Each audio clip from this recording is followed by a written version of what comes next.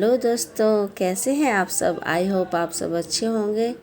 तो अभी आज हो रहा है सैटरडे और सुबह के 6 बज रहे हैं। देखिए मेरे घर में सुबह 6 बजे ही इतनी रोशनी अच्छी तरीके से आ जाती है। 7 साढ़े 7 बजे तक तो मेरे घर में धूप की किरणें भी आनी शुरू हो जाती है। तो मैंने बच्चों को उठा दिया है। बड़ा वाला बेटा तो मेरा जल्दी उठ जाता है, उसको उठाने में दिक्कत नहीं होती। लेकिन छोटा वाला मेरा जो है वो उठने में भी दिक्कत करता है और वैसे रात को सोने में भी परेशान करता है वो मुझे।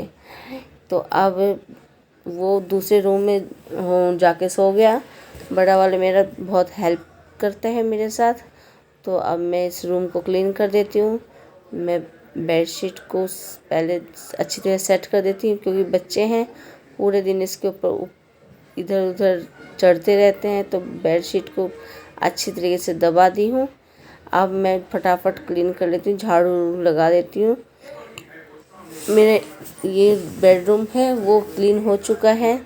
अब मैं बाहर रसोई और रसोई के आगे जो जगह है उसको भी मैं फटाफट झाड़ू से क्लीन कर देती हूँ।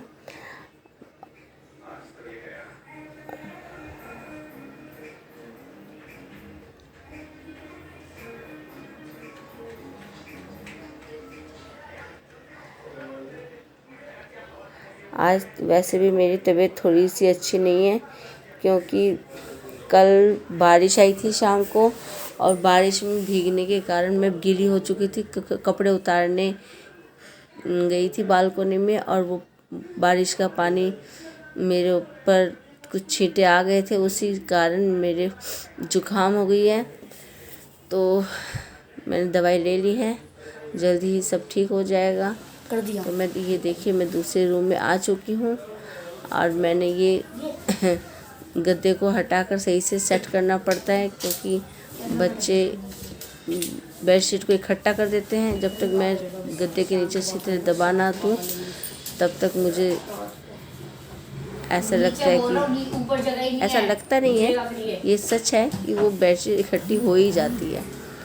तो इसको अच्छी तरीके से दबाकर मैं अब मैं इसमें सेट कर चुकी हूँ। तकिया रख दिया है।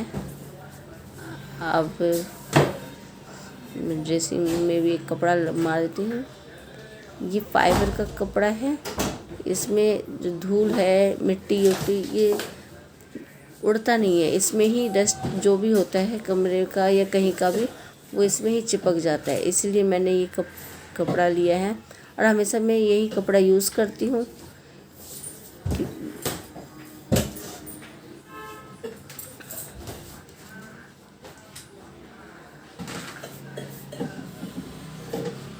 मैं पहले बेड शीट लगा कर अच्छी तरीके से, उसके बाद सारे फर्नीचर को अच्छी तरीके से क्लीन कर लेती हूँ कपड़े से, जिससे कि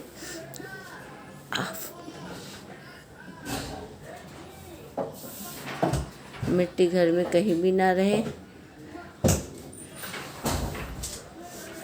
डेली क्लीन बहुत आराम से कर लेती हूँ मैं।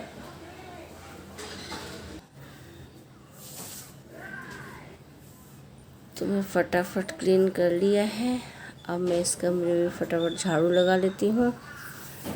झाड़ू लगाने के बाद मुझे अभी पूजा करनी है, बच्चों को नहलाना है। बड़ा वाला बेटा तो अपने आप नहा धो लेता है, लेकिन फिर भी मैं हफ्ते में एक बार अपने हाथों से उसको नहलाती हूँ।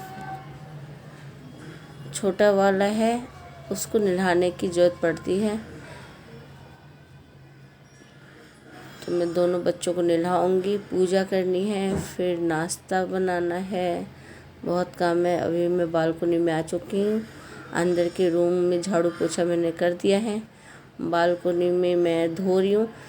वैसे मैं हफ्ते में एक बार ही पानी से धोती हूँ, रोज़ मैं ऐसे पानी से धोती नहीं हूँ। मोस्टली मैं इसमें पोछा लगा लेती हूँ। लेकिन आज मैं इसलिए धो रही हूँ क्योंकि कल शाम को बहुत तेज़ आंधी चली थी और आंधी के कारण पूरे बालकनी में मिट्टी ही मिट्टी हो गई थी। इसीलिए गमलों के नीचे और सब जगह मिट्टी होने के कारण बालकनी को अच्छी तरीके से धो दिया है मैंने, क्योंकि धोने से मिट्टी सारी निकल चुकी है। और इसलिए मैं अब पोछा लगा लिया है, धोने के बाद मैं वाइपर मार देती हूँ। अब इसके बाद मेरा सुबह की सफाई का, क्लीन का जो भी काम था वो ज़्यादातर मेरा ख़त्म हो चुका, क्योंकि झाड़ू पोछा होने के बाद ऐसा लगता है कि आधा काम मेरा मतलब घर का हो चुका है। तो अब ये मैंने साफ़ कर दिया है पूरी बालकोनी को भी अच्छी तरीके से। अब मैं इस टाइम मैं नहा चुकी हूँ। नहाने के बाद मेरा छोटा बेटा और मेरा बड़ा बेटा और मैं, इसके पापा पूजा करके जा चुके हैं। हम दोनों अब पूजा, मैंने बच्चों को नाश्ता दे दिया है। आज वो जिद कर रहे थे कि मैगी खाएंगे, मैगी उनको बना कर दे दी है। उसके बाद मैंने आज मशीन चलाई थी, क्योंकि आज बहुत ज़्यादा कपड़े हो रखे थे। हफ्ते में एक बार मैं मशीन ज़रूर लगाती हूँ, क्योंकि कपड़े बेडशीट जब जिस दिन भी 3-4 बेडशीट इकट्ठी हो जाती है, मैं मशीन लगा लेती हूँ। तो फर्स्ट बार जो भी मैंने जितने भी कपड़े डाले थे वो सब सूख चुके हैं, क्योंकि धूप इतनी तेज़ आती है मेरी बालकोनी में।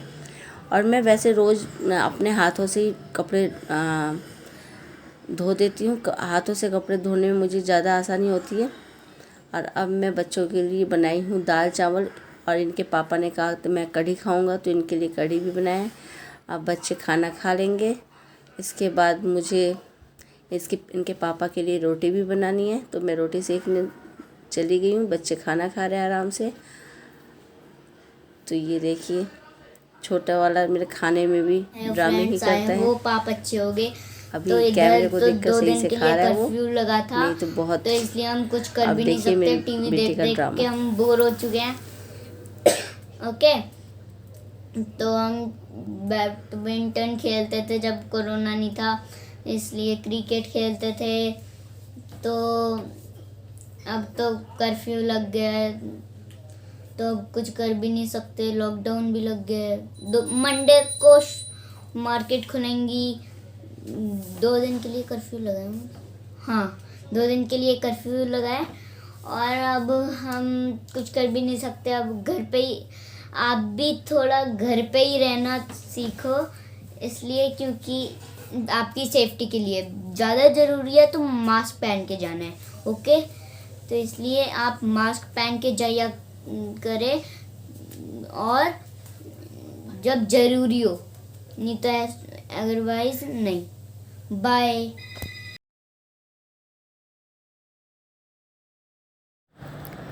तो अब शाम के 6:30 पौने 7 हो रहे हैं। मेरा सारा काम हो चुका है। शाम की पूजा हो चुकी है। अब मैं सब्ज़ी बना चुकी हूँ। बच्चों ने कहा था कि आलू की सब्ज़ी खाएंगे, मैं आलू की सब्ज़ी बना चुकी हूँ। आटा लगा दिया है। रोटी जब बच्चे खाएंगे तो गरम गरम बना दूँगी, क्योंकि इस टाइम वैसे भी गरम खाना ही डॉक्टर प्रेफर कर रहे हैं कि गरम जो भी बच्चों को खिलाओ गरम खिलाओ। तो अब मैं बच्चों के साथ थोड़ा सा उनकी पढ़ाई देखने के लिए बैठ गई हूँ कि क्या पढ़ रहे हैं। बड़े वाले बेटे के लिए बहुत दिक्कत हो रही है मेरे को, क्योंकि 7th स्टैंडर्ड में जा चुका है।